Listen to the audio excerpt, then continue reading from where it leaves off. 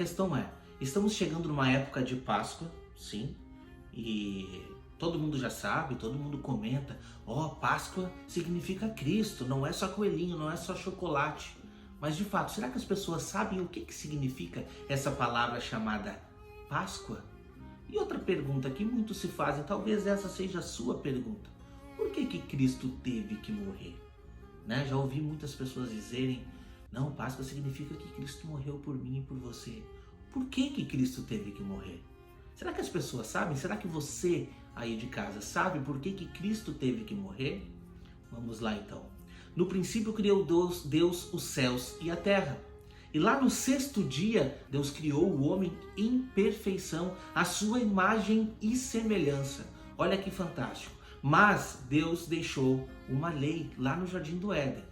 De todos os frutos que você encontrar aqui, você pode comer. Mas do fruto do conhecimento do bem e do mal, você não deve comer. Porque no dia que você comer desse fruto, certamente morrerás. Esse é o ponto. Esse ponto precisa ser observado. Porque no momento em que Adão e Eva foram enganados pela serpente, o que a serpente disse para eles foi: certamente você não morrerá.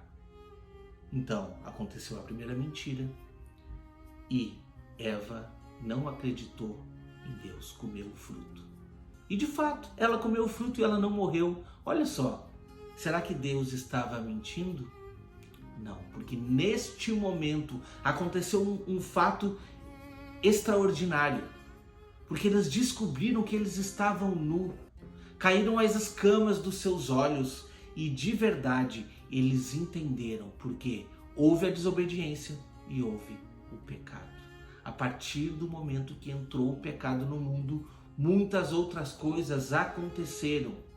E uma delas é que Deus determinou para o povo de Israel que, quando ele pecasse, ele precisaria sacrificar um animal, para que esse animal fosse responsabilizado pelo pecado de cada pessoa individual. Só que esse animal precisava ser sem mancha, sem mácula e sem defeito. Os melhores novilhos que teriam a ser oferecidos. E esses eram rituais anuais.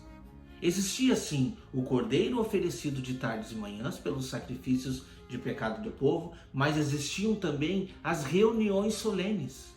Eram 3 reuniões solenes e nela o povo precisava cumprir 7 festas determinadas. Todas elas com simbolismos para o futuro. Muitos desses simbolismos ainda estamos esperando que aconteça, né? Mas alguns deles já se cumpriram e um deles é a Páscoa. Então, de fato, o que é a Páscoa? Meus irmãos, acontecia no dia 14 do primeiro mês que o povo precisava ir todos ao templo levar o cordeiro. E esse cordeiro sem mácula, sem mancha e sem defeito precisava ser imolado pelos pecados do povo. Esse cordeiro precisava morrer pelo pecado de cada ser humano. Cada um precisava levar o seu, de acordo com a sua família. Precisava trazer esse cordeiro para celebrar a Páscoa. Então, neste momento, o sangue deste cordeiro era que cobria o pecado do povo. Precisava ainda cumprir outros rituais, mas o foco é que você entenda a respeito da Páscoa, que era a primeira festa. Depois nós tínhamos outras festas, outras ordenanças que nos trazem revelações fantásticas para o futuro, nós já sabemos disso, né? E uma delas é a festa da expiação, que é quando esse sangue imolado é aspergido diante do altar no Santo dos Santos, na presença de Deus. E quando o sumo sacerdote saía do lugar santíssimo, o povo tinha o perdão. Essas são referências para a volta de Cristo, é claro, mas continuamos falando sobre a Páscoa. Por que continuamos falando sobre a Páscoa? Por causa do Cordeiro. A palavra nos diz que em certo momento foi dito: eis o Cordeiro de Deus que tira o pecado do mundo. A partir do momento que Cristo Jesus morreu, acabou a necessidade dos rituais. Mas só um pouco. Acabando as necessidades dos rituais, isso não significa que você não deve fazer mais nada. Porque se você aceitou o sangue de Cristo como o sangue derramado para perdoar o seu pecado, agora você precisa andar em novidade de vida. Porque de nada adianta Cristo ter morrido por mim e ter morrido por você, se você não tiver novidade de vida. Porque no efeito contrário você estará crucificando a Cristo em vão. Porque você não deixou de pecar. E não estamos dizendo aqui que nós iremos parar de pecar completamente. Mas o que mais importa para mim e para você nesse momento é se estamos lutando contra o pecado.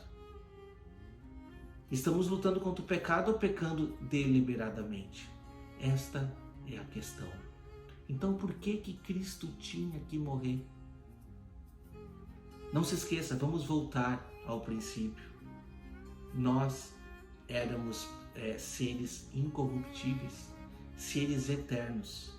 E a morte que foi perdida, muito mais do que uma morte física, é a morte eterna.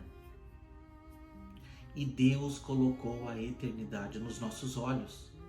Então, o que mais importa é que andamos em novidade de vida, para que o nosso espírito seja aperfeiçoado no dia do grande encontro.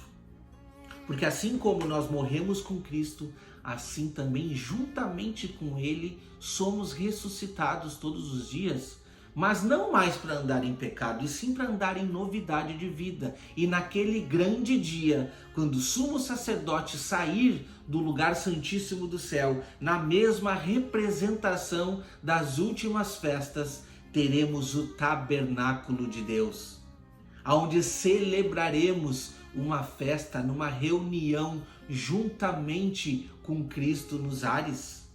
E juntamente com Ele celebraremos a festa dos tabernáculos. Teremos ali as bodas do Cordeiro. E reconheceremos que por intermédio do sangue de Cristo nós temos a dádiva de sermos comparados novamente segundo a semelhança de Deus. Então que nós possamos andar segundo o segundo Adão, não segundo o primeiro Adão. Porque o primeiro Adão se corrompeu, mas o segundo Adão, ele é o espiritual, a qual é semelhante a Cristo Jesus. Para que no dia que formos chamados a darmos testemunho a respeito da nossa vida, possamos dizer que fomos transformados pelo sangue de Cristo. Então não se esqueça, a graça foi dada porque Deus amou o mundo de tal maneira que deu o seu Filho, para que todo aquele que nele crê não pereça, mas tenha vida eterna. Deus colocou a eternidade nos meus e nos teus olhos.